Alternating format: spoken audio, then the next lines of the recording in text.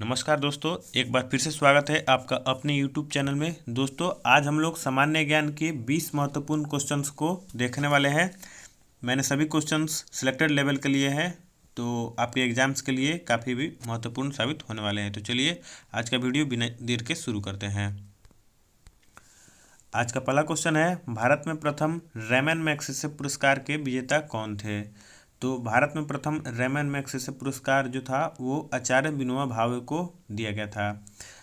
दरअसल Ramon Magsaysay पुरस्कार को एशिया का नोबेल भी कहा जाता है। एशिया का नोबेल पुरस्कार अगर पूछा जाए तो वो रैमन मैग्सेसे पुरस्कार को कहा जाता है।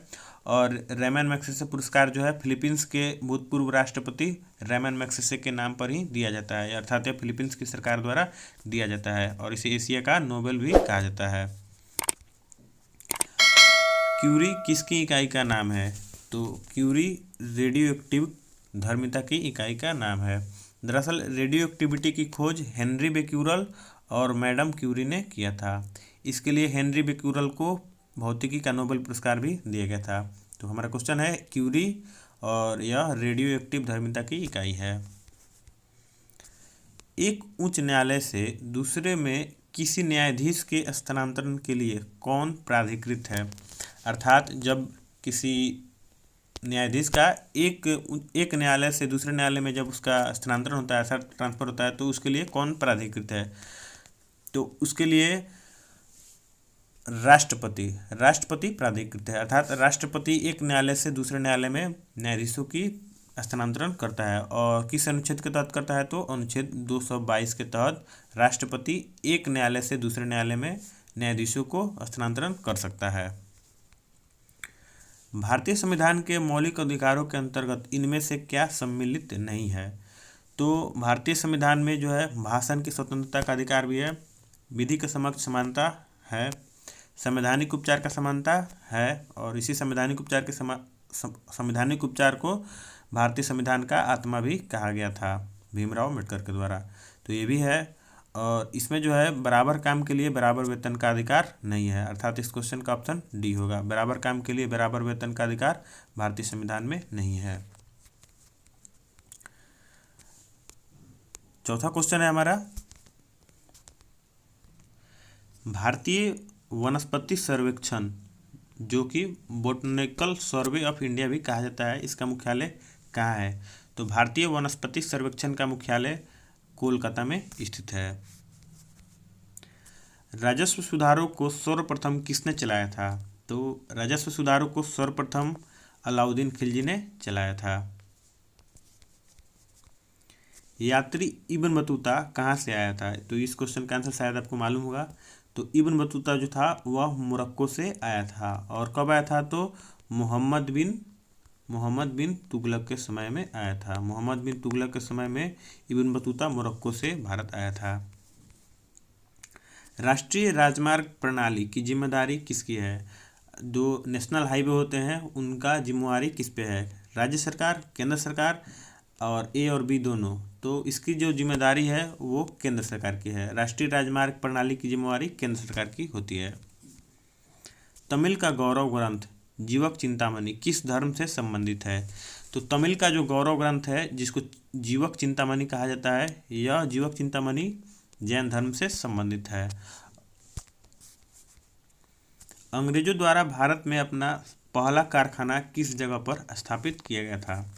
तो अंग्रेजों ने सबसे पहला कारखाना सूरत में स्थापित किया था। और अगर आपसे पूछा जाए कब स्थापित किया था, तो 1608 ईस्वी में सूरत में अंग्रेजों ने अपना पहला कारखाना स्थापित किया था। रुपए का सिक्का सबसे पहले किसने चलवाया था? तो रुपए का जो सिक्का था वो शेरशाह सूरी के द्वारा चलाया गया था। और शेरशाह सूरी ने ही ग्रैंड ट्रंक रोड का भी निर्माण कराया था, जिसे जीटी रोड भी शॉर्टकट में बोला जाता है। गंधार कला किसके अधीन फली फूली थी? तो गंधार कला जो था इसका सर्वाधिक विकास जो हुआ था वो कुषाण काल के समय में हुआ था। भारत का वह कौन सा प्रथम राज्य है जिसने खाद्य सुरक्षा अधिनियम बनाया था? तो छत्तीसगढ़ जो है यह भारत का पहला राज्य है जिसने खाद्य सुरक्षा अधिनियम बनाया था। 11 दिसंबर 2011 को, सॉरी माफ कीजिएगा, 19 दिसंबर 2011 को छत्तीसगढ़ वह पहला राज्य है जिसने खाद्य सुरक्षा अधिनियम को पारित किया था।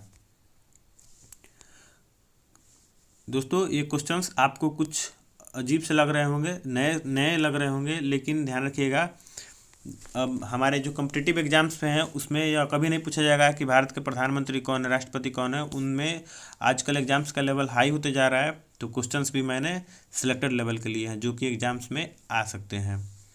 चलिए इसमें आगे देखते हैं। आज का पहला 15 नंबर क्वेश्चन है, कलिंग के विरुद्ध अशोक के अभियान की जानकारी का मुख्य स्रोत निम्नलिखित में से क्या है। अर्थात जो कलिंग युद्ध हुआ था उसकी जानकारी का मुख्य स्रोत क्या है। तो कलिंग वार का जानकारी का जो मुख्य स्रोत है वो अशोक का 13वां शिलालेख से हमें मिलता है। अशोक का 13वां शिलालेख से कलिंग युद्ध का वर्णन मिलता है। कलिंग युद्ध कब हुआ था, तो 261 ईसा पूर्व में कलिंग युद्ध हुआ था। महात्मा गांधी की विश्व में सबसे लंबी मूर्ति कहाँ स्थापित की गई है। महात्मा गांधी की जो है उनकी सबसे लंबी मूर्ति कहाँ पे स्थापित की गई है, तो पटना में। पटना में जो गांधी मैदान है, पटना का गांधी मैदान, वहाँ पे महात्मा गांधी की सबसे बड़ी प्रतिमा स्थापित की गई है और इसकी ऊंचाई जो है 72 फीट है इसकी ऊंचाई, और यह पटना के गांधी मैदान में स्थित है। टेलीफोन लाइन को कंप्यूटर पर किसके माध्यम से जोड़ा जाता है, तो मॉडेम के जरिए टेलीफोन लाइन को कंप्यूटर से जोड़ा जाता है। और मॉडेम का फुल फॉर्म क्या होता है, तो मॉड्यूलेशन डीमॉड्यूलेशन इसका फुल फॉर्म होता है।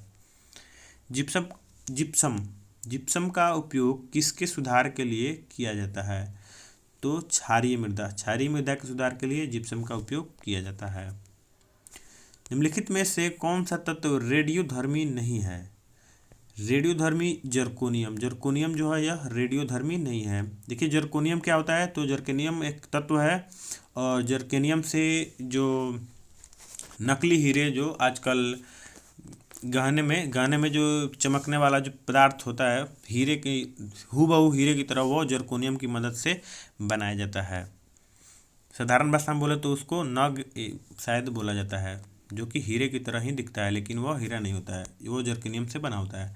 आज का लास्ट क्वेश्चन है हैप्टिन्स क्या है, तो हैप्टिन्स एक प्रतिरक्षी होता है।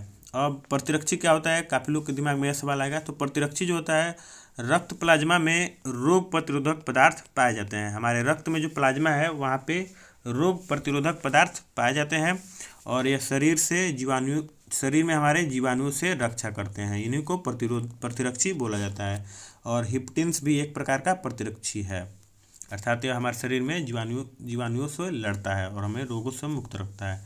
तो हिप्टिन्स क्या है, वो प्रतिरक्षी है। तो चलिए दोस्तों, आशा करता हूँ आज का वीडियो आपको पसंद आया होगा। अगर अच्छा लगा हो तो लाइक सब्सक्राइब कीजिएगा और अगर आपको ये PDF चाहिए तो आप नीचे दिए गए टेलीग्राम चैनल से भी जुड़ सकते हैं, वहाँ पे आपको PDF प्रोवाइड करा दिया जाएगा। धन्यवाद।